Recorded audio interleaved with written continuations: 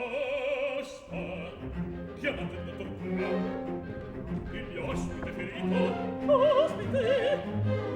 Quell'uomo rimarrà qui in casa. Mrs. Felicer, andate. Al dottore venga presto. Vado! Che reverendi perdono il cervello.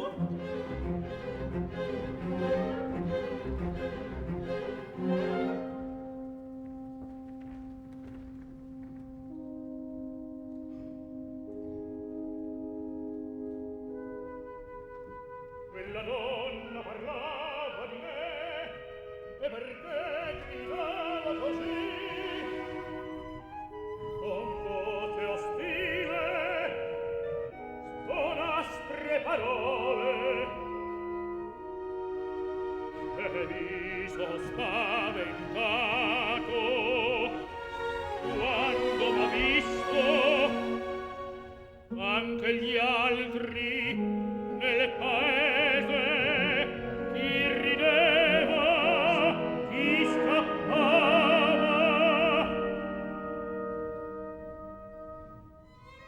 Nel vostro mondo tutti son fatti così. Forse sembravano strane le mie ali. Oh, non soltanto le ali.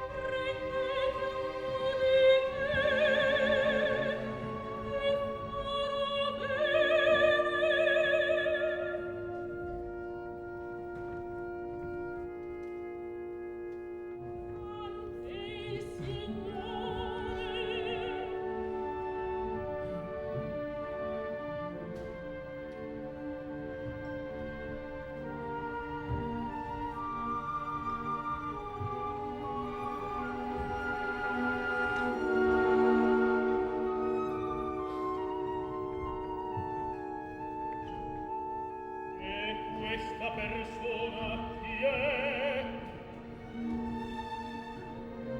È una piccola orfana che sta con noi e ci aiuta in casa. Ma guardate